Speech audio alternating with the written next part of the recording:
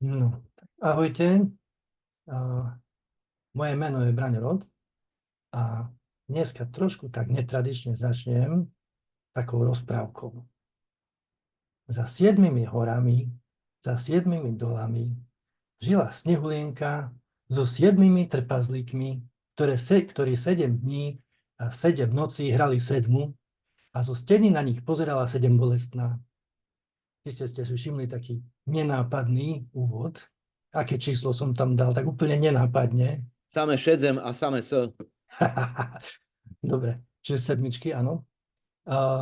Je to preto, lebo ako iste tušíte, je to naše 7. takéto spoločné vysielanie a 7. školenie. A sedmička je v našich končinách magické číslo. Z numerologického hľadiska by to malo byť dokonca šťastné číslo. Z duchovného hľadiska je to zase číslo pokoja, keďže Boh na 7. deň odpočíval. Aké máte ešte asociácie so sedmičkou? Máte nejaké? 7 statočných. Napríklad 7 statočných, alebo 70 cukien mala, nie? Tam tiež je sedmička. 7 prstov na ruke. Drevorúbač. Čože? Drevorúbač, 7 prstov na rukách. Sedmikráska je napríklad tiež, nie? Takéto proste, tá sedmička má také opodstatnenie. Takže takýmto spôsobom by som to chcel dneska tak rozprávkovo poňať, toto školenie. No, na začiatku by som možno také nejaké základné pojmy, aby sme potom vedeli ďalej riešiť. Čo myslíte, aký je rozdiel medzi tokenom a coinom? Lebo všimol som si, že niektorí používajú tradery, raz toto vôbec netušia, že čo je čo. Tak skúsme tak napríklad takú ľahšiu otázku, že čo si myslíte, že čo bolo prvé? Token alebo coin? Dajte mi C do chatu, keď coin a T, keď token. Čo bolo prvé? To je také niečo ako sliepka vajce, ale ja som zvedavý, že čo na to poviete. Máte C, Romana C. No, ešte niekto? Ferry, Kačko, akože coin, hej, dobre. No. Ináč je to naozaj taká veľmi vážna filozofická otázka. Nie je to také jednoduché odpovedať na toto. A hneď vysvetlím prečo. Pretože stará ekonomická poučka hovorí, že token je v podstate všetko, čo je tokenizované, teda čo je digitalizované a čo sa dá akože vymeniť za nejaké platidlo a čím sa dá používať, nejaká platba. Ale to vznikla tá poučka ešte dávno predtým, ako vzniklo krypto, a Bitcoin a tieto veci. Takže odkedy je kryptom, ešte pustíme tu na niekoho, tak coin a token nabrali úplne iný význam. A v tomto prípade by sme mohli povedať, že coin, vzhľadom na to, že Bitcoin je coin, tak bol ako prvý. Ale čo to vlastne znamená, ten coin a čo to znamená ten token? V podstate sa to dá vysvetliť tak a vlastne svetlo do toho celého priniesol až paradoxne Ethereum, nie Bitcoin. Až keď vzniklo Ethereum, až vtedy prinieslo vlastne svetlo do toho, že čo je to coin a čo je to token. A to preto, lebo umožnili na svojom chaine vytvárať ďalšie projekty. A teda už ste tušíte, čiže coin je vlastne minca, ktorá má vlastný blockchain. A token je postavený na cudzom blockchain. A toto umožnilo až Ethereum ako prvé. To Bitcoin vlastne neumožnil. Čiže aj keď Bitcoin bol coin, ale vlastne token vznikol až oficiálne, keď to Ethereum umožnilo na ich blockchaine vytvárať ďalšie nejaké vrstvy. No a keďže na začiatku všetko bolo v tzv. Jednej vrstve, čiže na jednom blockchaine, tak sa to neoznačovalo, nerozlišovalo. Ale potom už ako náhle vznikli tieto tokeny, ktoré využívali iné blockchainy, napríklad Ethereum, alebo Cardano, alebo teraz Solana najnovšie, alebo hoci ktoré iné väčšie projekty, ktoré umožňujú, tak už sa začali rozlišovať sa začali rozlišovať vlastne tie projekty ako L1, L2, dokonca už aj L3. Hej? To znamená, že na ktorom layeri, na ktorej vrstve tých jednotlivých projektoch, na tých blockchainoch to je. Hej? Čiže L1 je vlastne klasická prvá vrstva. Hej? L2 už je nejaká nadstavba a L3 je zase nadstavba na nadstavbu a tak ďalej. Boh vie, dokedy to pôjde. Zatiaľ sú tieto tri vrstvy také všeobecné a uvidíme, že jak. No, keby sme si to chceli k niečomu prirovnať, no tak si predstavte, že nejaká automobilka alebo nejaká výrobná fabrika vyrobí podvozok. Hej, úplne perfektný podvozok na auto, hej, ktorý je plne funkčný, ovládateľný, všetko je super, ale oni sa špecializujú na podvozok a ten podvozok je akože v poriadku, dá sa s ním všetko robiť, čo sa dá, ale potom príde nejaká iná firma, zoberie ten podvozok a robí na to nadstavbu, hej, tú karosériu. A hneď z toho jedného, čo predtým sme sa nevedeli predstaviť, že môže byť niečo iné, tak zrazu je to z toho niečo úplne iné. Hej? A predávajú to, alebo aj marketingu to robia, aj celkovo to využívajú už na niečo úplne iné. Hej, darmo, že ten podvozok je tam. Hej, čiže tá L1 vrstva je nejaká, ako napríklad na Ethereum. Hej. My tie tokeny, ktoré bežia na Ethereum, bežne obchodujeme a mnohí z nich ani nevieme, že je to vlastne na Ethereum. Hej. Lebo oni sú tak úplne samostatné, majú vlastné protokoly, majú vlastné využitie a tak ďalej. Hej. Čiže nie je to len vyslovená nadstavba na Ethereum, ale je to niečo úplne inak využiteľné. Hej. Na L3 potom by sme si mohli predstaviť ako nejakú takú nadstavbu na tú karosériu, nejaký strešný nosič s nejakou tou truhlou na lyže alebo niečo také, hej, ešte navrch naviac, čím vlastne zvýšime tú užitkovú hodnotu toho tokenu na druhej vrstve. Hej. Čiže takto je zhruba teraz s tými tokenmi a coinmi. No a z toho vlastne vyplýva, keď náhodou budete robiť že nejaké preúčtovania a také, čo by som bol rád, lebo to vlastne prispieva k tej adopcii krypta, aby sa s tým aj narábalo. Tak sú také štandardy písané a to je napríklad, že ERC20. Poznali ste, počuli ste niečo také? Asi nie, keď ste to nepreúčtovali, tak nie, ale keď už niekto náhodou zadával príkazy prehodné v rámci krypta, tak určite sa s tým stretol, hej, lebo mu dávalo na výber, hej, že nech si vybere, že podľa ktorého štandardu ide. Hej. Na konkrétne ERC20 je štandard, ktorý určuje súbor predpisov, ktoré musia dodržiavať všetky tokeny v ekosystéme Ethereum. Hej, čo to je ERC20? No, to vlastne sú nejaké špecifické pravidlá, nejaké technické smernice pre tie tokeny, hej. Riadi spôsob, akým sa vykonávajú transakcie, vklady, výbery, jak štandardizuje nejakým spôsobom, akým token interaguje s ostatnými peňaženkami, projektami, smart kontraktami a tak ďalej. Hej. Čiže toto vlastne všetko je v tej jednej skratke ERC20. No a keďže už Bitcoin nie je tým starým pôvodným Bitcoinom, čo bolo, tak už aj Bitcoin umožňuje niektoré veci. Takže napríklad BRC20 už je vlastne to isté, hej, ale na ekosystéme Bitcoinu. Hej. Takisto nejaký súbor pravidiel, ktoré musia dodržiavať tokeny, ktoré chcú využívať blockchain Bitcoinu.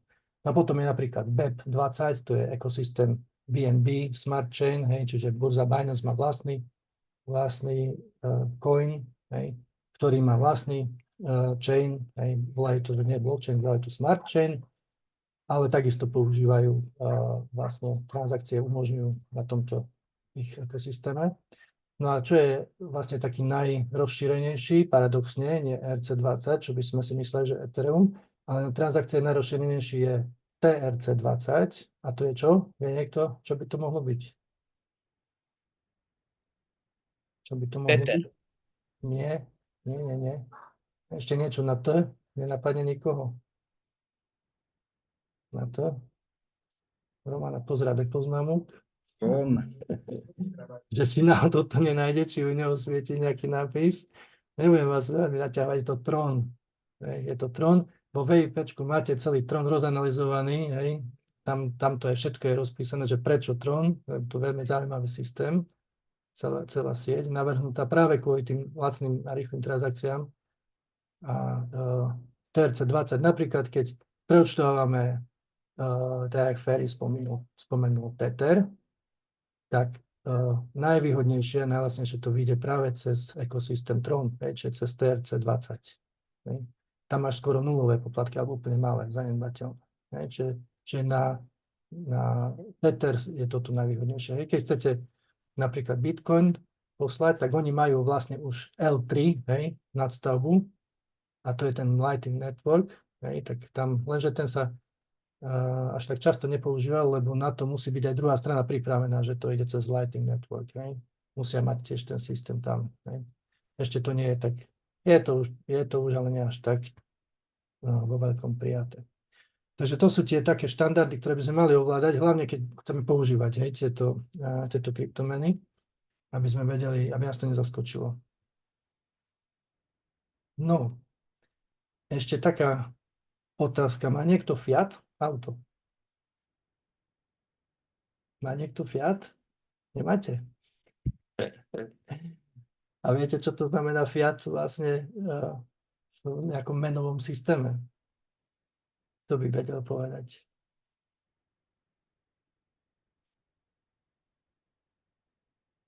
No, práve kvôli tomu to vzniklo. Meny. No, niekto hovorí niečo? Či to sa mi zdalo? Že je to typ meny. No, čo ja viem, áno aj To nie. není krytá. Nie, to nie je celkom presné. Fiat je, akože ideš na to dobre, ale nie je to celkom presné. Fiat práve kvôli tomu, že je to také najrozšírenejšie auto, hej, proste najbežnejšie, relatívne aj najlacnejšie, no už teraz asi možno ani nie, ale bolo, hej, tak práve preto vzniklo označenie Fiat a bolo to viac menej na začiatku také hanlivé označenie zo strany kryptokomunity pre všetky bežné meny, hej.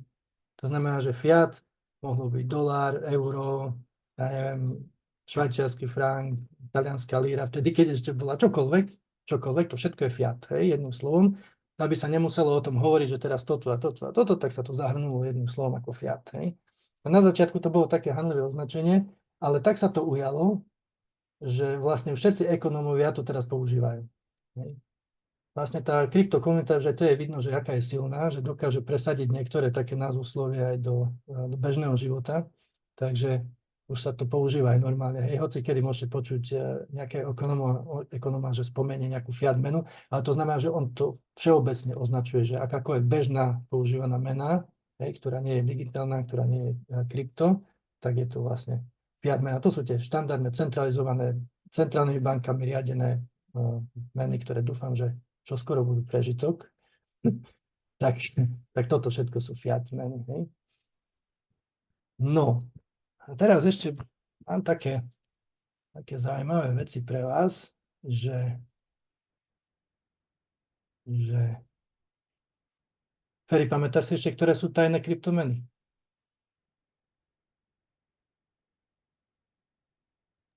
To je tajné. Ktoré? To je tajné. To je tajné. Hej. Asi sa ma to pýtal niekoľkokrát, ja som ti to písal do SMS-ky. A... si nepamätáš. Aj Bože. Krátkodobá pamäť o ničom. To je tá generácia už taká naša staršia. Moja ľudská mi tu kričí, že žiadna pamäť, nie že krátkodobá. Je ich viacej také tie najzákladnejšie, najhlavnejšie a tie najväčšie, ktoré sú vlastne od takmer začiatkov alebo tých ranných časov krypta, tak sú Monero, Zcash, Dash. Hej? To sú také ten Dash, aspoň ten som si mohol zapamätať. Dash. Áno, Dash. Ono sa to, pozor, nemýlte si to s tým podvodným projektom, ktorý sa volal, že Dascoin, hej? Lebo to s tým nemá nič spoločné. Hej? To bol jeden mega podvod veľký. Hej? A Dash je niečo úplne, hej? Dash sa píše DASH, hej? Kdežto tamto sa písalo akože Dascoin, ako z nemčiny, že tento coin, hej? Takže to bolo niečo iné. Hej? Ale mnohí si to mýlili ináč, aj keď som s niekým rozprával, že Dash, ani nevedeli, že o čom hovorí. Proste podobný názov, všetko je podvod. Hej? Takže toto si netreba mýliť potom. Hej? No ale pochopiteľné, že Európska únia chce zakázať, hej, všetky tie tajné kryptomeny, to je logické. Oni chcú zakázať mimochodom aj tie stablecoiny. To je jedna katastrofa, čo robia teraz. Akože, som na to zvedavý, že ak to dopadne, lebo už by mala tá smernica MiCA, síca MiCA by už mala byť platnosti, alebo až niekedy, nie, už teraz od 1. júna mala byť v platnosti, ale niektoré burzy normálne delistujú Tether. Chápeš toto? Normálne delistujú niektoré menšie burzy. Binance povedali ešte, že oni to ešte robiť nebudú, akurát budú obmedzovať použitie Tetheru, hej, že povedzme na tie nejaké stakingy a tak ďalej, že nebudú vyplácať Tethery a budú vyplácať v nejakom inom stablecoine, ktorý bude milší pre Európsku úniu. No, neviem, jak to dopadne, ale v každom prípade, keby zakázali všetky stablecoiny, samozrejme môže to zakázať len na území Európskej únie, nemôže to zakázať všeobecne. Tak to by bol pre nás dosť taký, akože by som to povedal, bohovský problém, lebo voči čomu potom obchodovať. To by sme museli potom štandardne buď voči doláru, alebo voči euru a tak ďalej, no, čo ja viem. A to už potom znamená zvýšené náklady, lebo burza ako taká, vlastne tým, že používa krypto, tak je na to krypto pripravené, ale ako náhle tam do toho vstúpi nejaká fiat mena, už teraz vieme, čo je fiat, čiže napríklad dolár alebo euro, tak už musia do toho zapojiť banku. Čiže oni na vlastných účtoch nemôžu mať eurá, majú, ale pre seba, svoje vlastné, ale klientské nemôžu mať, čiže musia na to prenajímať služby od nejakej banky, čím by sa samozrejme všetky takéto transakcie logicky predražili, pravdepodobne aj spomalili, lebo banka ešte stále, nech je akákoľvek, je stále pomalá, oproti kryptu. V krypte to sú fukoty, to vieme, že zadáme limitný príkaz a je to predané. Dovidenia. Keď by to išlo cez banku, neviem čo, kým to banka overí, no proste. Však banka má v rámci vlastných dvoch účtov má oneskorenie niekoľkominútové. Keď si preúčtujete z jedného účtu svojho na svoj vlastný účet v tej istej banke, tak aj tam je niekoľkominútové oneskorenie. A to je v rámci jednej banky, jednoho vlastníka, jedného účtu. Tak si predstavte, keby sa banky zahltili transakciami voči fiatu, takýmto kryptotransakciami voči fiatu, tak skolabujú. Asi to neviem predstaviť veľmi dobre, lebo tieto komerčné banky na to nie sú pripravené. A pravdepodobne aj Európska únia, oni síce vydajú nejakú takú somarinu, a si myslia, že teraz hurá, všetci budú používať len euro, alebo keď vydáme digitálne euro, tak všetci budú nadržaní na to, že hurá, budeme mať digitálne euro, ale dovtedy asi budú musieť to trošku benevolentnejšie brať, lebo ináč im skolabuje trh. Takže to by mohlo asi také. No, ale poďme k veselším veciam, vráťme sa do krypta naspäť, lebo banky to vôbec nič veselé nie je pre nás. No, akurát, Braďo, pozor, čo hovoríš, keď to chceš dávať na YouTube. Ako, ja si nemyslím, že som sám, čo je takto akože proti bankám a celkovom tomuto systému bankovému. A každý, kto má zdravý rozum, asi logicky musí zastávať tento istý názor, lebo však to celé je... Ja by som to nazval, že peniaze v takej podobe, jak teraz ich máme, tie fiat peniaze, to je jeden z najväčších, keď nie najväčší podvod na ľudstvo v histórii, ktorý existoval a existuje. A môžu hovoriť, že akí podvodníci, neviem čo, toto je jeden mega, giga, tera, exa, hexa, neviem čo, podvod, ktorý existuje stále a stále šalí ľudí, že to je dobré. A nie je to dobré. Teraz napríklad som pozeral, že Európska centrálna banka ide znížiť úrokové sadzby. Oni si myslia jak sa volá tá riaditeľka, či prezidentka ECB, Christine Lagardeová, také meno. Tak Christine Lagardeová si myslí, že teraz dá dole úrokové sadzby a všetci budú vysmiatí. Oni si chvíle budú vysmiatí, ale to nás proste dobehne, lebo tá inflácia je. Nedá sa vymazať inflácia, takže škrtneme. Vybavené. Celý čas tlačili na infláciu, že to je úplne nepochopiteľné, už len v tom je celý tá nelogika a celý ten nezmysel toho všetkého, že 10 rokov tlačili na infláciu, tlačili nekryté špinavé peniaze, ktoré vlastne neboli ničím kryté, boli to zlé peniaze. To nevie, o čom hovorím, nech si pozrie nejakú prednášku Juraja Karpiša, kde to vysvetľuje veľmi detailne, dopodrobná. o zlých peniazoch, dokonca má knihu vydanú, volá sa Zlé peniaze. To už je staršia kniha, stále sú to zlé peniaze, nevyčistil sa medzi tým. Stále je rovnaký systém používaný. Hej. 10 rokov na to tlačili a teraz, keď prišla inflácia, tak sú zrazu zaskočení. To im pripomína vlastne našich tých údržbárov ciest, nie? Tie technické služby. Hej, že celý čas hovoria o tom, ako sú pripravení na zimnú sezónu a potom napadne sneh a ich to zaskočí. Hej? Ježišmaria, je zima a napadol sneh. Hej? Čo teraz budeme robiť tak rýchlo? Hej? No, čiže asi takým spôsobom to je aj s tou infláciou. Hej? Oni tlačí, lebo deflácia je zlá, logicky, hej? Lebo tým pádom vlastne práve naopak centrálna banka musí rozdávať peniaze. Hej? Tak by sme vlastne my zdaňovali centrálnu banku nejakým spôsobom nepriamým. Hej? A takto potrebujú zdaňovať nás nepriamo. Hej? Čiže preto tlačili na tú infláciu. Takže tak sa im to aj podarilo, no a potom zrazu už je to veľa. Už je to veľa a tak. No, ale tak sú prekvapení aj v Amerike, tak sú prekvapení aj v Európe.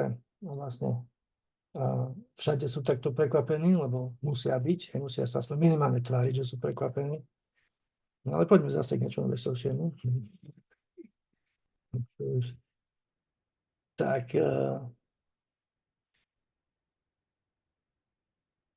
chcel by som také zaujímavé projekty vám povedať, čo mňa tak osobne zaujímajú. Napríklad taká Theta. To je, už sme sa vrátili zase do krypta. Theta je taký zaujímavý projekt. Oni robia niečo také ako YouTube, len je to decentralizované a majú tam nejaký zdieľaný obsah digitálny a kadečo. Ale čo je na tom zaujímavé, že Theta ako taká beží podľa proof of stake, podľa konsenzu. To znamená, že väčšinou tie coiny Theta sú určené na stakeovanie. No a teraz, prečo som sa dostal k Thete cez tú infláciu z toho všetkého?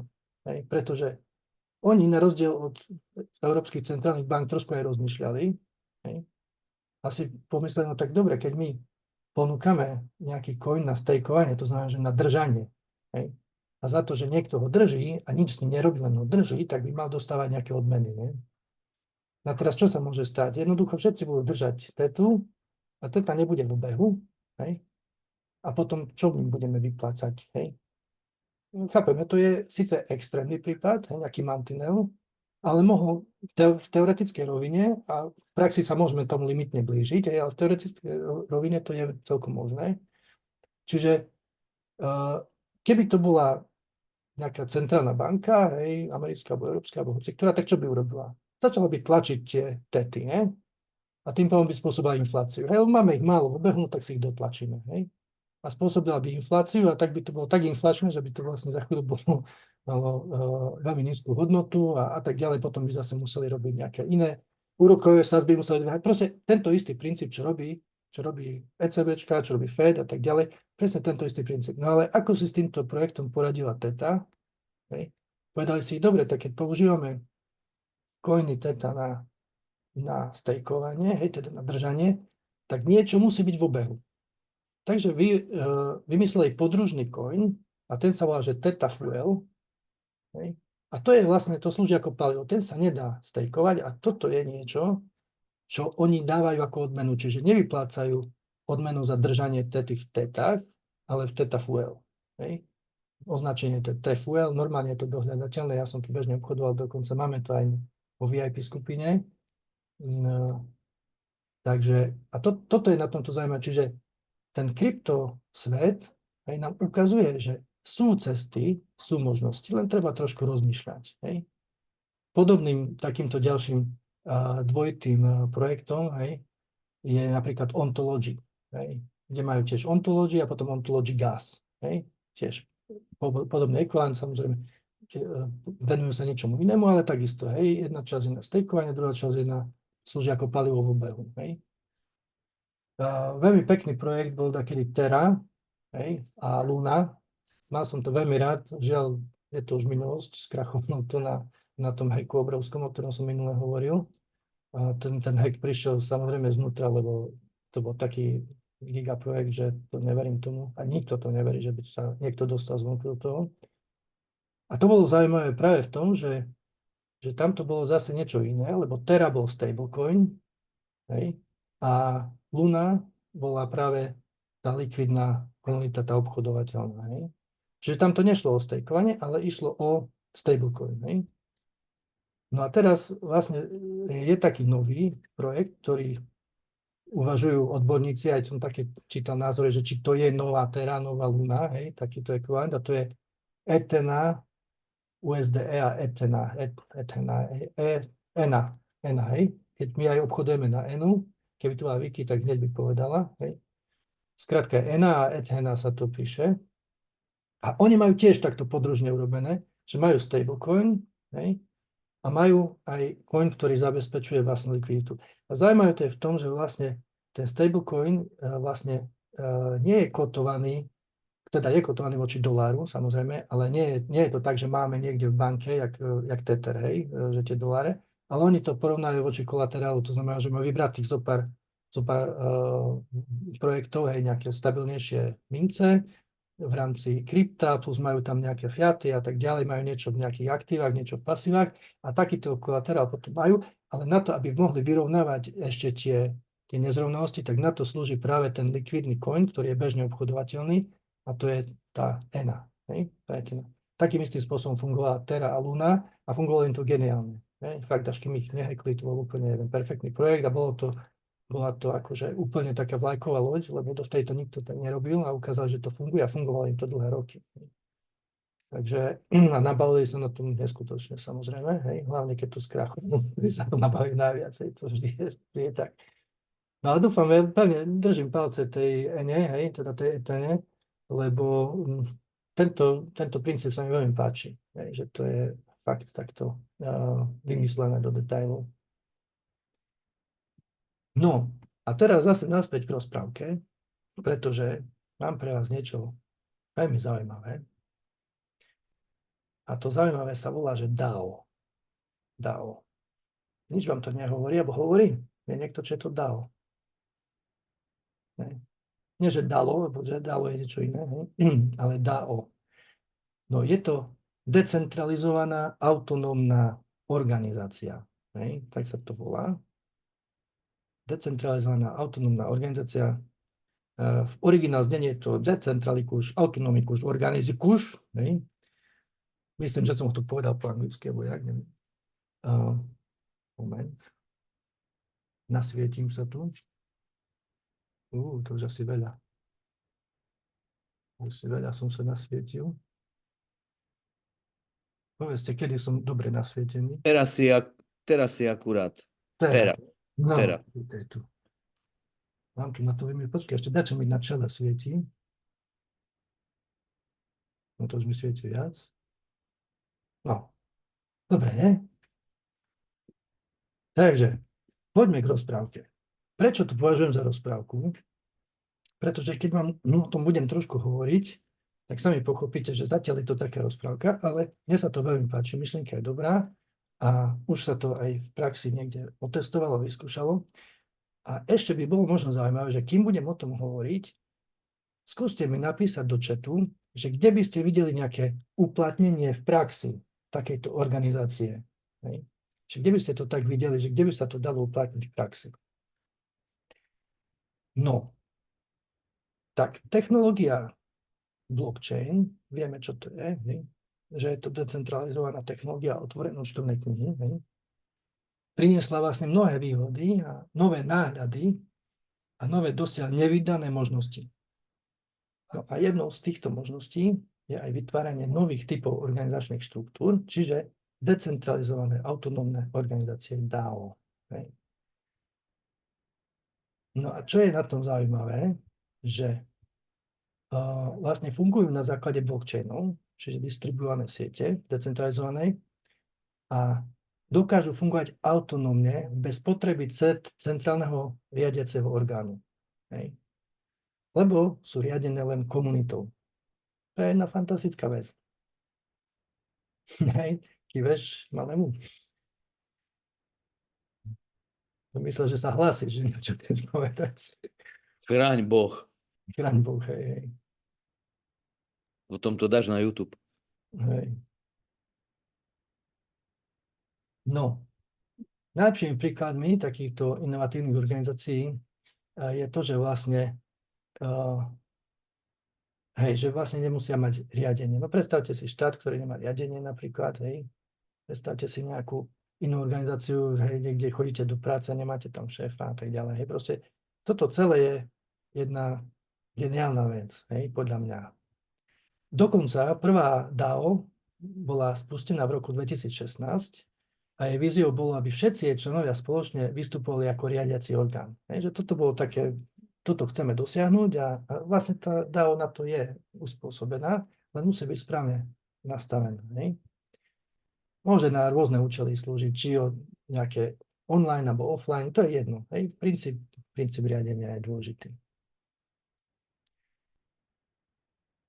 No a vlastne ten blockchain umožňuje vytváranie organizácií, ktoré sa riadia kódom, hej, a nie centrálnymi orgánmi alebo jednotlivcami. To je na tom zaujímavé, hej, že vlastne dopredu je všetko naprogramované, takto bude tá organizácia fungovať, každý vie, že ako bude fungovať a každý má nejakú zodpovednosť a každý nejakým takým spôsobom by mal k tomu pristupovať.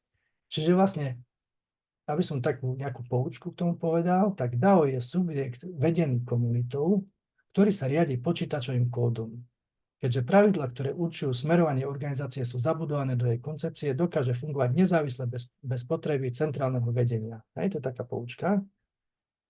No, na rozdiel od tradičných organizácií DAO neumožňuje jedinej osobe alebo skupine jednostranne presadzovať rozhodnutia.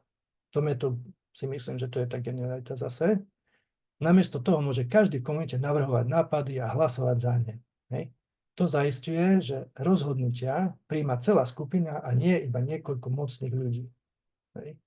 No, tu sme práve pri tej rozprávke, lebo toto sa vo svete bežne nedeje, že by skupina vlastne riadila celú organizáciu. Hej. Niečo podobné si myslím, že niečo podobné chceli ešte veľmi, veľmi dávno urobiť tým referendum. Nie? Niečo také malo slúžiť referendum, že spýtajme sa občanov, čo oni na to. Takže potom to samozrejme dodžubali, lebo zaviedli kvórum. Musí prísť minimálne 51% ľudí. No dobre, samozrejme, kedy príde? Však ani na domovú schôdzu nepríde 51% ľudí, hej? A nie ešte na referendum.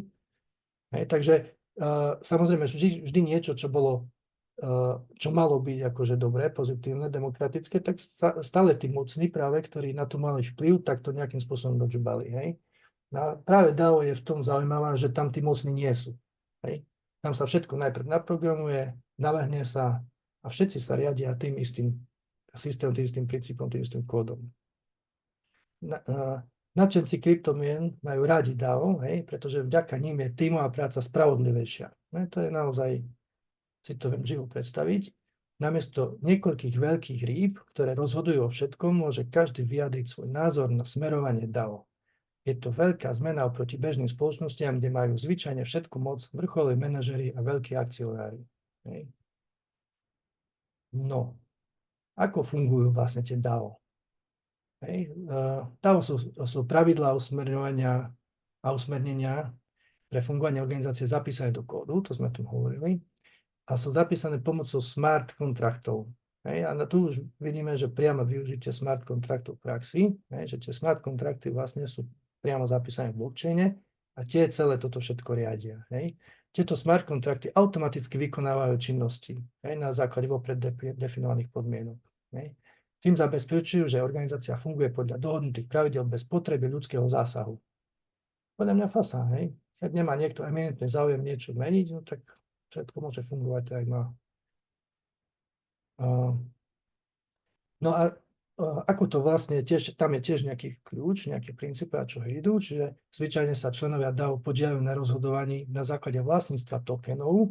Tu sme zase pri proof of stake, hej, to znamená, že potrebujeme vlastniť nejaké tie tokeny, hej, aby sme ich stakeovali, aby sme ich vlastnili, alebo akcie v organizácii. Tieto tokeny predstavujú hlasovacú silu, pričom vplyv každého člena v rozhodovacom procese je úmerný počtu tokenov, ktoré vlastní. Keď je potrebné urobiť rozhodnutie, napríklad schváliť návrh alebo prideliť finančné prostriedky, členovia môžu hlasovať o týchto záležitostiach pomocou svojich tokenov. Tento demokratický proces zabezpečuje, že rozhodnutia odrážajú kolektívnu vôľu komunity. To znamená, že každý jeden má právo hlasovať, hej, nielen niekto. Akurát, že niekto, povedzme, kto má viac, tak on tam má možno viac hlasov, hej, ale nie je to o tom, že len niekto rozhodne, hej, je to o tom, že každý rozhoduje, hej. A ono to aj tak v praxi vyzerá, že tie DAO majú často pokladnice alebo púly, hej, púly to sú akože nejaké, sa to nazýva, že bazén, ale to sú vlastne jeden nejaký bazén, do ktorého naliato sú všetky financie a s tým sa potom narába, manipuluje a tie sú spravované všetkými členmi spoločne, hej.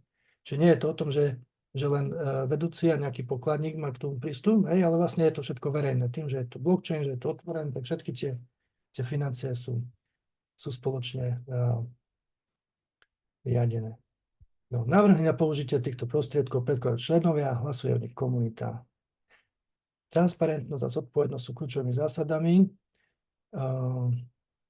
A všetky rozhodnutia, toto je asi najdôležitejšie, všetky rozhodnutia a transakcie sa zaznamenávajú na blockchaine, vďaka čomu sú verejne prístupné a overiteľné kýmkoľvek. Táto transparentnosť zaisťuje, že členovia môžu dôverovať integrite organizácie a navzájom niesť zodpovednosť za svoje činy. Každý si vie spätne dohľadať, kto ako hlasoval a tak ďalej. Čiže také záujmy jednotlivca sú tam už v zárodkoch potlačené. Ne? Proste nemá prečo niekto presadzovať svoje vlastné záujmy, keď všetko je otvorené, všetko je verejné. Aj napriek tomu je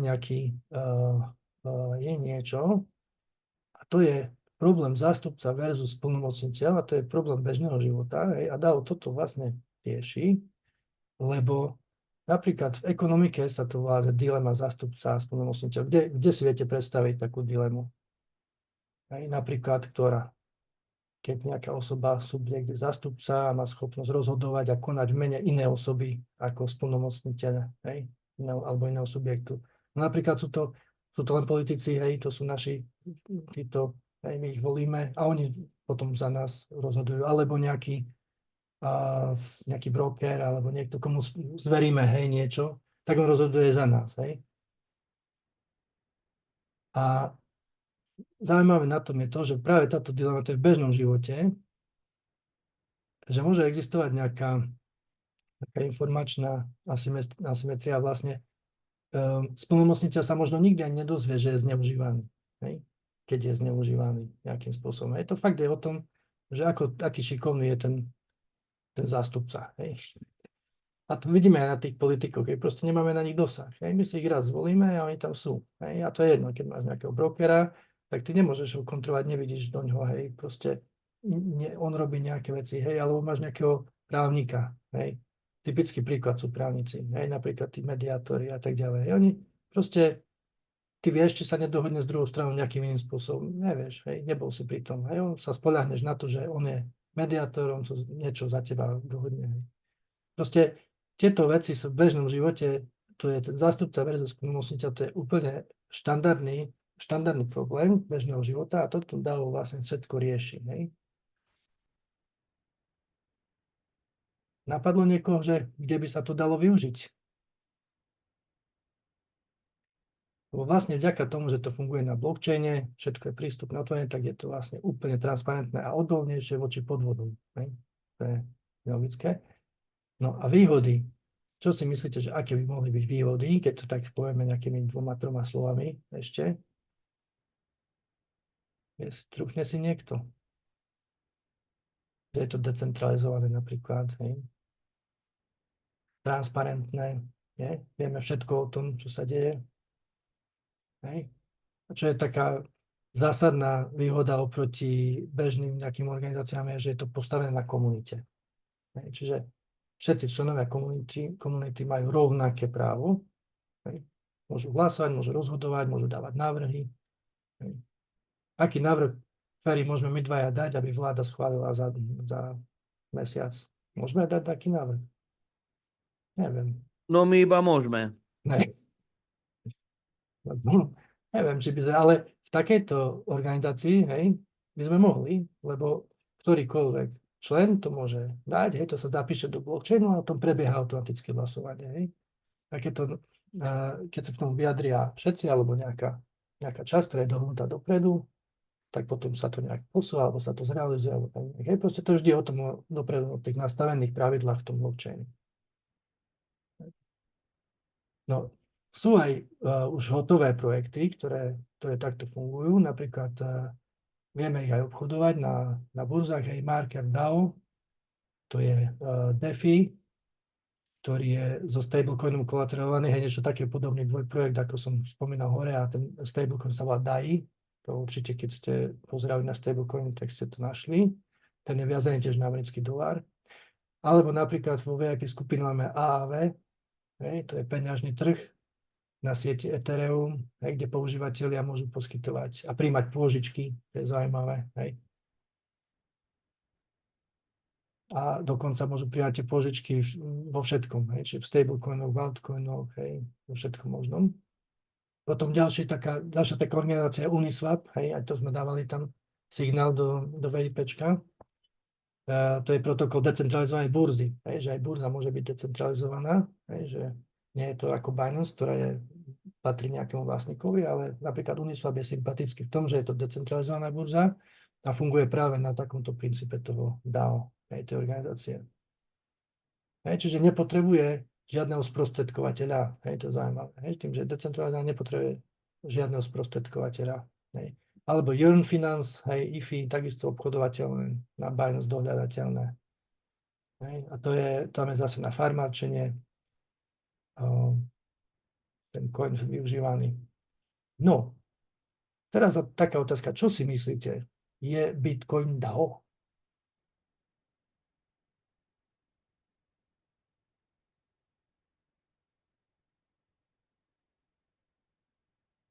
No, čo si myslíte?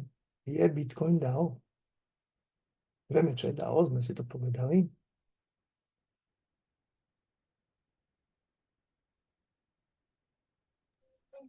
Ja si myslím, že je. Dobre, ešte niekto? Ferry si myslí, že je. Rado si myslí, že áno. Raz napísaný ten kód, tak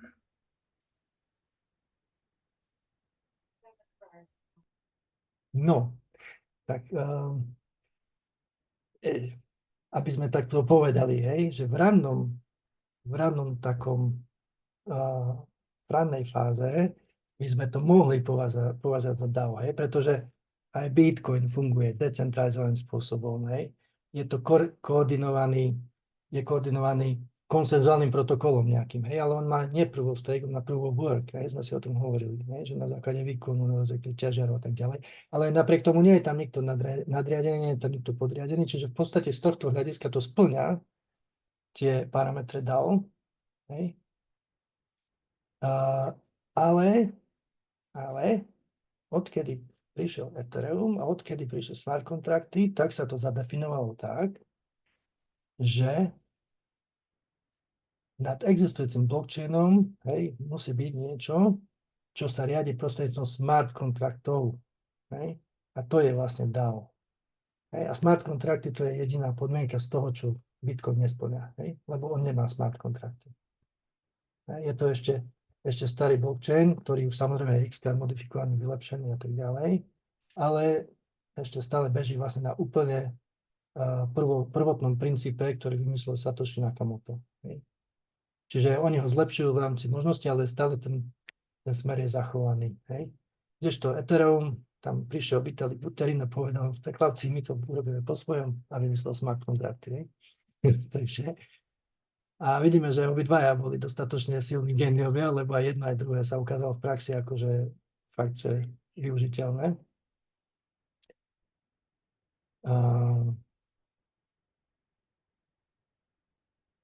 Kde by ste si vedeli predstaviť takéto DAO? Napadlo vás niečo v praxi? Počkaj, lebo tu nám pozerám, že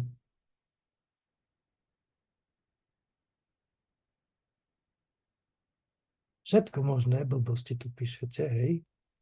Ale to, že čo som sa pýtal, to ste nenapísali, hej.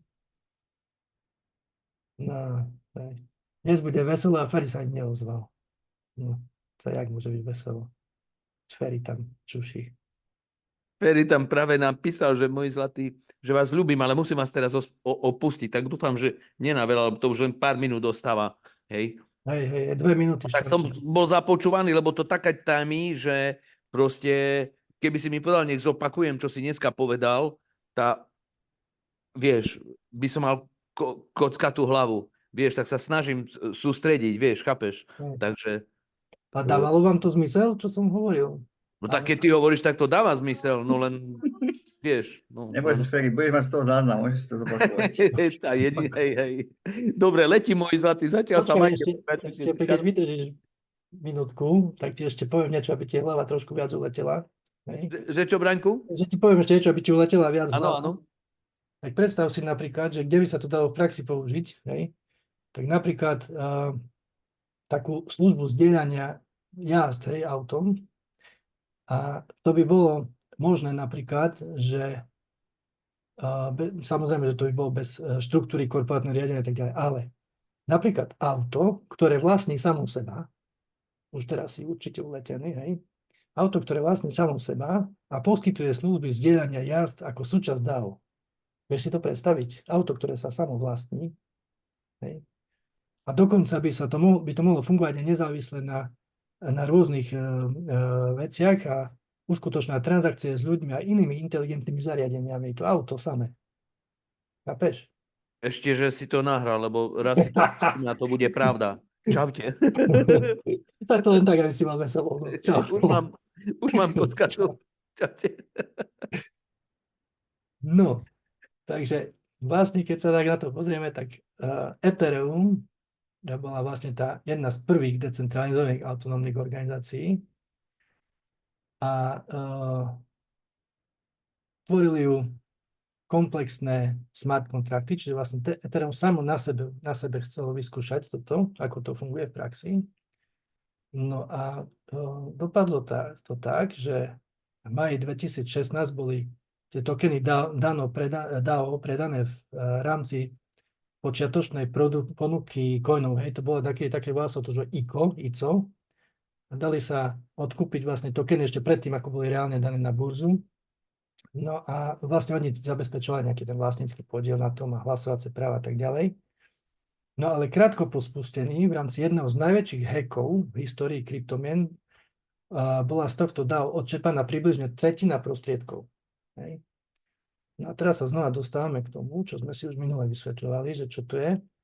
Dôsledkom tejto udalosti bolo, že sieť Ethereum sa po hard forku, vieme, čo je hard fork, hej, minule sme si to vysvetľovali, rozdelila na dva reťazce.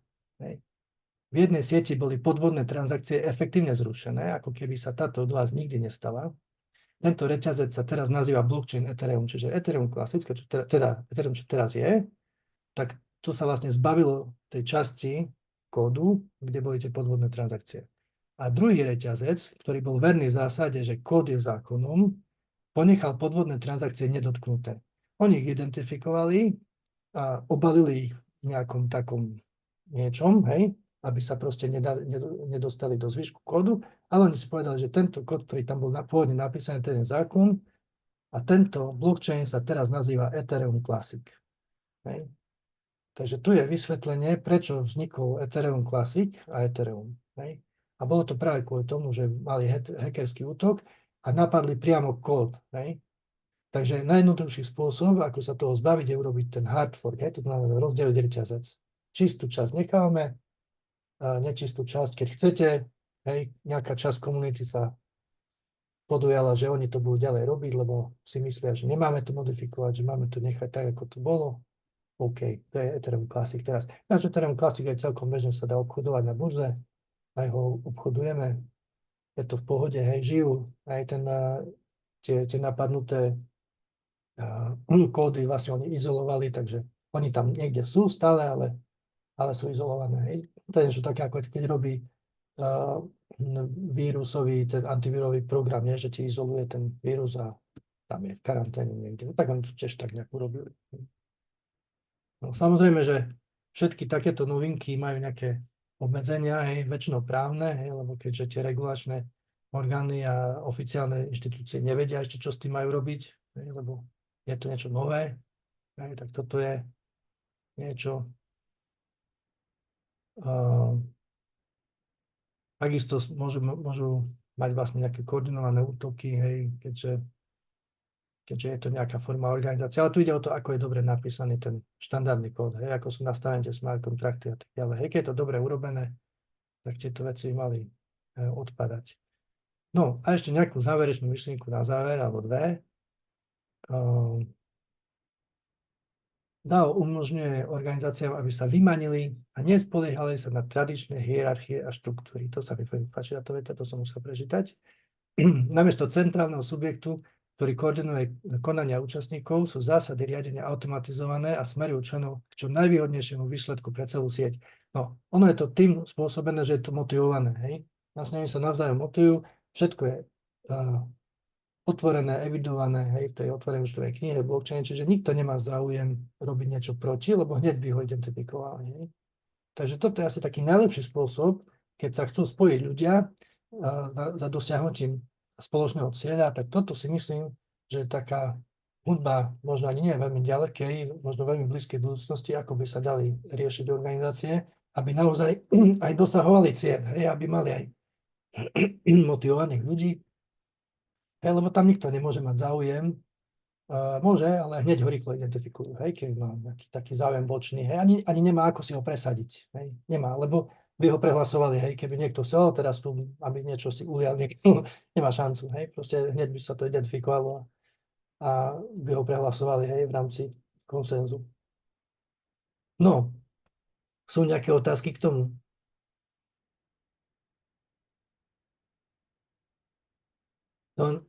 Toto je rozprávka, taká kryptomenová rozprávka, hej, kryptosvetová, lebo toto je niečo, čo už sa deje, nie je to masovo používané. Ja si myslím, že od tých DAO ešte budeme počuť, hej, lebo je to naozaj niečo, čo má nejakú logiku, má to hlavu a petu. Tieto organizácie to chce niečo dosiahnuť a chce to dosiahnuť tak, aby mal motivovaných ľudí, tak si myslím, že toto je spôsob riadenia. Tak ako nám COVID ukázal, že nepotrebujú mať všetci kancelárie, môžu fungovať aj z domu, hej? Tak aj krypto nám ukazuje mnohé cesty. Hej? Tak ako ukázalo, že nepotrebujeme tlačiť nekryté zlé peniaze na to, aby sme dali ľuďom peniaze. Hej? To sú tie dvojité projekty, o ktoré sme si hovorili. Hej, takisto nám ukazuje, že aj spôsob riadenia nemusí byť zlý, lebo vždy, áno, vždy všetko, aj neviem, dobré, neviem aké, vždy zlyhá na ľudskom faktore. Hej. Vždy je to tam. Hej. Aj keď si zvolíme nejakého zástupcu do politiky, ktorý vyzerá perfektne, hej, hovorí perfektne, hoci to aj myslí úprimne, ako náhle príde do politiky, je hodený medzi vlkov a buď s nimi bude vidieť, alebo ho zožerú. Hej. Čiže toto všetko sa dá eliminovať v rámci kryptosveta. Hej. Sú na to riešenia, sú na to modely, je to vyskúšané v praxi. Takže si myslím, že toto všetko, preto je dobré, že chodíte na tie školenia, aby ste vedeli, že krypto nie je len Bitcoin, hej, ako si niektorí mysleli na začiatku. Vidíte, čo to všetko je. Hej. Sú za tým obrovské veci, obrovské myšlienky, veľké projekty, sú za tým ľudia, inštitúcie, komunity. A veľmi veľa know-how. Hej. Tam je za tým myšlienok, nápadov, múdrosti. Hej. Čiže preto mám rád krypto. Dúfam, že aj vy ho máte aspoň viacej radi, ako ste ho mali na začiatku. Vďaka tomu, že už viete o ňom trošku viac. Nie? Romana, čo ty na to povieš, čo? Išla som písať, ale dobre, poviem. Áno, že ja som ti veľmi vďačná, že nám dávaš tieto know-how svoje a informácie, lebo však áno, ja som si to teraz myslela, že Bitcoin na dovidenia. Takže, áno. Rád sa budem mať určite veľmi rada, keď mi to takto do seba zapadne tie pucle, tak určite. Viete, že postupne sme sa dostali aj ku hardforku, ktoré sme si museli predtým vysvetliť, že čo to je.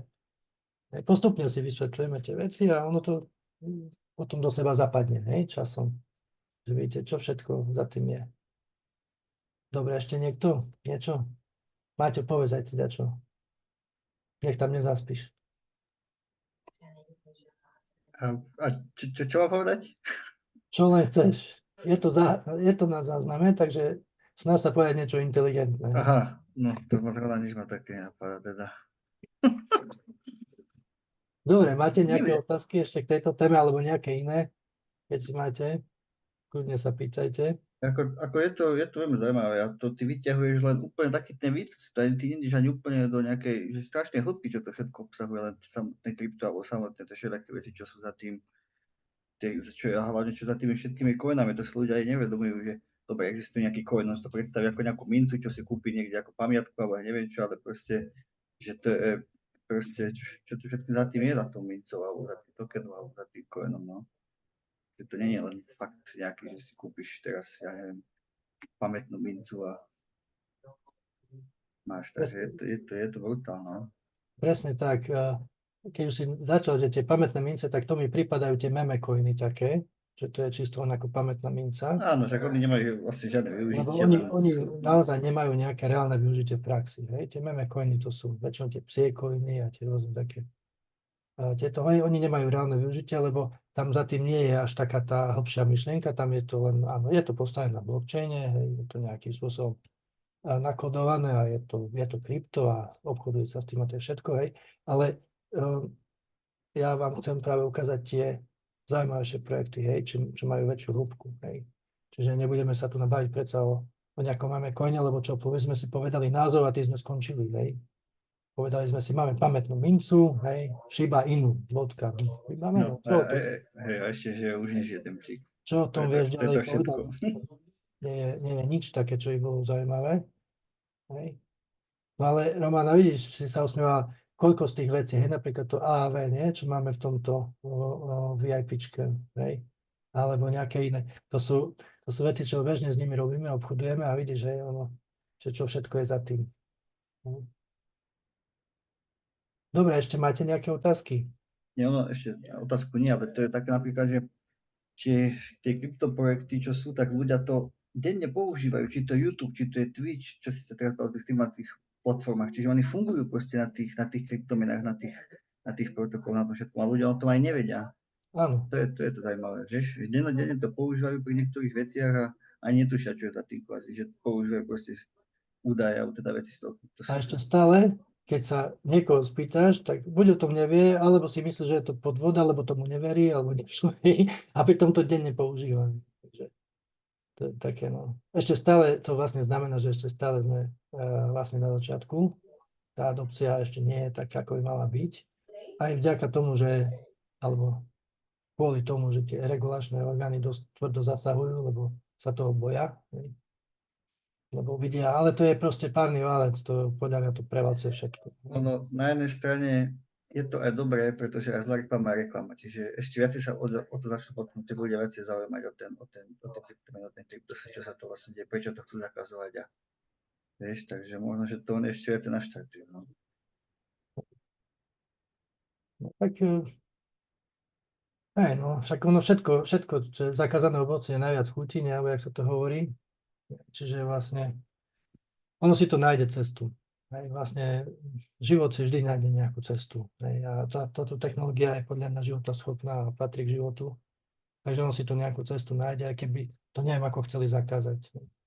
Tak proste presťahujeme sa na Kamčatku a budeme obchodovať.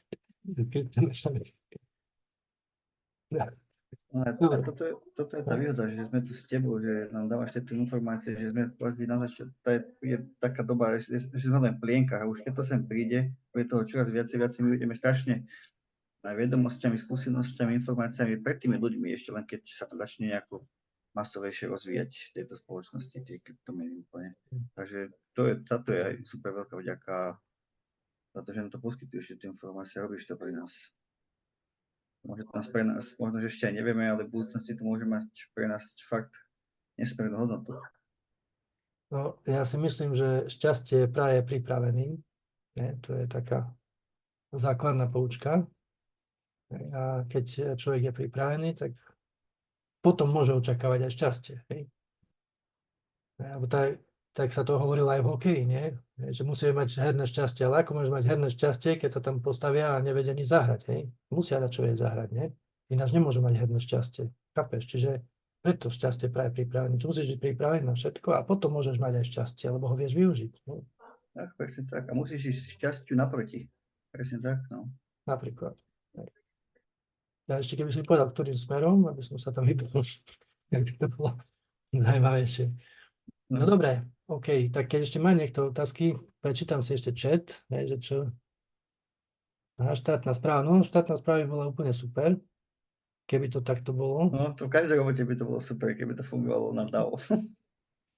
DAO je podľa mňa budúcnosť. Tam to týmto pôjde, týmto štýlom. Je to hlavne to, čo sa snažia ako všetci presadzovať, či politici. Je to proste, že si budeme všetci rovnejší tým pádom, no. Nie, že rovnejší, lebo to také sa hovorilo za sociku, že všetci sme si rovní, len niektorí sme si rovnejší. Hej? Ale tam si pôjdeme naozaj, lebo DAO je vyslovene demokratická organizácia, hej? V tom pravom slova zmysle, hej? Lebo tam sú fakt všetci rovní. Každý jeden má právo hlasovať, každý jeden má právo rozhodovať a o všetkom sa vie. O všetkom sa vie, čiže nemá jednotlivec ako taký, nemôže ovplyvniť, hej? V tom zlom zmysle. Hej? Môže ovplyvniť pozitívne, to znamená, že keď dá nejaký pozitívny návrh a všetci to zhodnotia, áno, to je super nápad, výborné, hej. A tie osobné záujmy sú tam potlačené tým, že vlastne je to také otvorené, hej. Hej, že nikto si nemôže, že niečo si privlastní teraz, idem si stavať kariéru na tom, že som mal nejaký nápad. Nie, tam proste niekto dá nápad a keď je to dobre, sa to ujme, keď nie, tak sa to zabudne a hotovo, hej. Ale keď niekto chce robiť niečo proti, no tak sa to nepodarí. Hej. Čiže toto je na tomto zaujímavé. V týchto našich skorumpovaných krajinách neviem, kedy sa toho dočkám na dôležitých miestach. No, tak to neviem, či sa toho, Románka, dočkáš na dôležitých miestach, lebo toto, pokiaľ ja si tak pamätám, tak vždy, všimnite si, nač každé voľby, hej, tie strany, ktoré kandidujú, majú niekoľko bodov spoločných, čo idú akože na volebné programy, hej. Prvý bod ešte od dávnych čias bolo, že urobíme diaľnicu z Bratislavy do Košic. Práne pozor, je moratórium. Jaké moratórium? Však sú voľby sobotu, nie? Ale ja nehovorím o konkrétnej strane, ja hovorím o volebných programoch. Hej. Potom ďalší majú volebný program, že zoštihlíme byrokraciu. Nie? No, a čo urobia, keď prídu hoci ktoré strany, tak naberú byrokraciu naviac, hej, lebo ešte tá rodina, ešte tamta nemá teplé miestečka a tak ďalej, hej, a ešte tomu kamarátovi niečo dlžíme, lebo tamten nám pomohol, hej, alebo nejaký milionár má ešte niečo, ma zasponzoroval, nie, tak potrebujem mu to vrátiť. A tak ďalej, hej, čiže toto je práve to, že áno, na začiatku to vyzerá všetko pekné, hej, a potom už prechádzajú tie záujmy, hej, rôzne. Hej, čiže preto si myslím, že to DAO v tejto štruktúre ako takej spoločenskej, ktorá je ešte z čias veľmi dávnych, ja si myslím, že už je to dávno prežité, nemá zmysel sa presadiť, pokiaľ to nepresadíme my zo spodu ako väčšina. Hej. Z hora to určite nikto nebude chcieť. Prečo? Keď má niekto moc, keď má niekto prístup ku koritu, ku peniazom, ku štátnym zákazkám, ku neviem čomu, tak prečo by to mal robiť, samozrejme. Čiže toto je jedine niečo také, čo sa dá robiť zo spodu. Čiže revolúcia. No, dobre, nechcem byť purický, lebo dnes by sme mali byť v pokojnom oddychovom tempe. Tak hlas ľudu musí prehovoriť, áno. Musíme tu nejakého ľuda mať v tomto. Ešte nemáme radu, tu je ľudo, tu nie je, že by prehovoril. Dobre. No, ešte jedna otázka nejaká. Rýchlo položte nejakú otázku. Nech to nie je také, že sa nikto nič nespýtal. No, to ešte nič nepovedal dneska. Michaela, povedz si dačo. Já jsem ráda, že chápu nějaké vůbec z toho, co tady vykládáte. Já jsem pořád takový nováček, takže já jako jsem jak Jiříkově vidění, jak říkáme jako u nás, takže já nevím, co říkat, no. Ale zajímá mě to strašně, jako mě to pořád láká, je to taková záhada pořád tajemná, takže to, no, se těším, až to budu všechno umět snad. No, našťastie to ide tak rýchlo dopredu, že to nikdy nebudeme všetko vedieť, hej? Ale môžeme sa tomu blížiť. Hej? Čiže A to je aj dobré, hej, lebo niečo, čo už ovládame, už nás prestane baviť, hej. Zaujímavé je to vtedy, keď tá technológia ide tak dopredu, že stále ju len dobiehame, hej. Vtedy je to zaujímavé. Tak ako keď si kúpime nový smartfón, nie, tak keby sme si kúpili ten istý, čo sme už mali, tak už nás to nezaujíma, nie. Chceme nový, čo má nové funkcie, Áno, áno. a tak ďalej, nie. Takže tak. Dobre, Lenka, povedaj ty čo?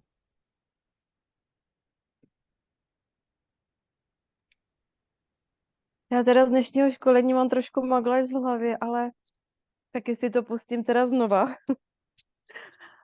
Ale taky mi to prostě tohle strašně zajímá, no. Ale nepochopila jsem teda taky předtím Martina, jak říkal, že ty krypta jsou jakoby všude, že se s nima setkáváme všude, tak to jsem moc teda nepochopila, jestli mi to můžete vysvětlit. Že jako, že se setkáváme s tím v denním životě běžným. No, Martin ti to vysvetlí. No, Jo, príklad, Čo myslíš? používaš YouTube napríklad, hej? ano. No tak napríklad YouTube bežia aj iné streamovacie služby, ako je YouTube, ako je Twitch, ako sú no proste rôzne na šírenie videa, ktoré beží po internete, tak bežia napríklad na tých ako keby kryptoprotokoloch. Že aby boli kvalitnejšie, lacnejšie tie služby prenášané, tak používajú napríklad tie kryptokódy, alebo aby som ti tak jednoduchšie povedal. Že bežia proste. Nemýliš si to náhodou, že s kryptografiou ako takou? Hej? Lebo krypto je, ako áno, máš pravdu, lebo beží to na kryptografiu. Hej, vlastne všetko, čo je kodované, musí sa cez kryptografiu prehnať, ale krypto meny alebo čokoľvek tie kryptoprojekty bežia na blockchaine. Hej? A ja nemám vedomosť o tom, že by YouTube bol na blockchaine, ale kryptografia tam je, určite tam je. Jasne, lebo musia kodovať tie všetky videá, musia ich zakodovať, jasne, aby sa to cestou neznehodnotilo, alebo neviem čo, hej. Takisto aj keď sú súkromné a tak ďalej, tak musí to byť kodované logicky, hej. Čiže tam áno, kryptografia sa tam používa vo veľkom, ale nie je to na blockchaine, hej. Čiže nemôžeme to dať zahrnúť do kryptosveta ako tak, len nejak okrajovo, no, povedzme. Ale áno.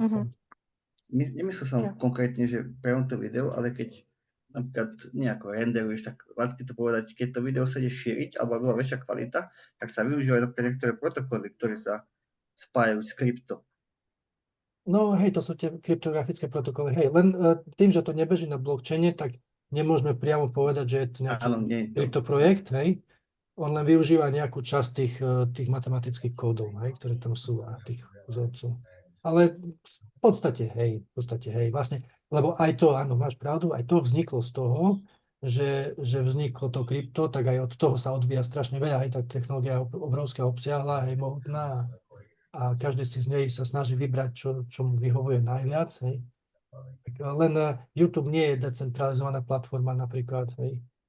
Áno, nemyslel som konkrétne YouTube, ale... To už do toho nespadá. No, ale áno, využívajú sa vlastne kryptografické vzorce tam určite a takéto veci samozrejme.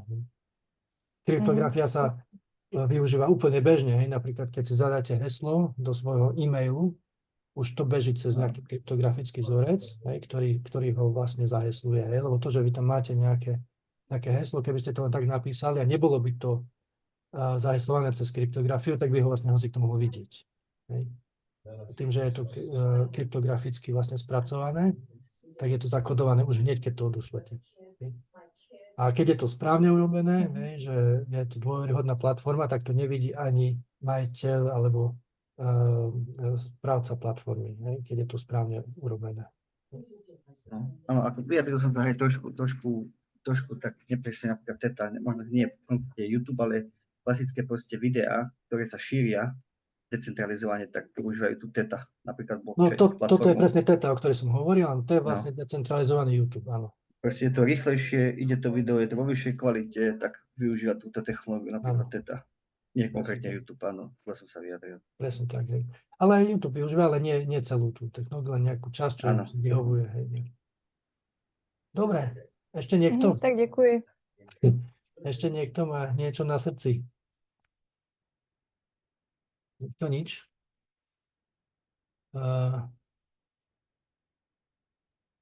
To mňa zabíta, že keď pôjdem spať, či? Martin. Ja pôjdem až neskoro spať, lebo ja ešte musím do VIPčka dať nejaké veci, takže ešte dneska budem hore chvíľu. Dobre, tak som rád, že ste prišli v takomto hojnom počte dneska. Ale aspoň sme si to urobili tak rozprávkovo, hej. A teším sa na budúce, na vás. Takže prajem vám pekný večer. Užite si to, pozrite si to zo záznamu, hej. Je to určite zaujímavé si to takto pripomenúť. No, zatiaľ ukončím nahrávanie. Čaute.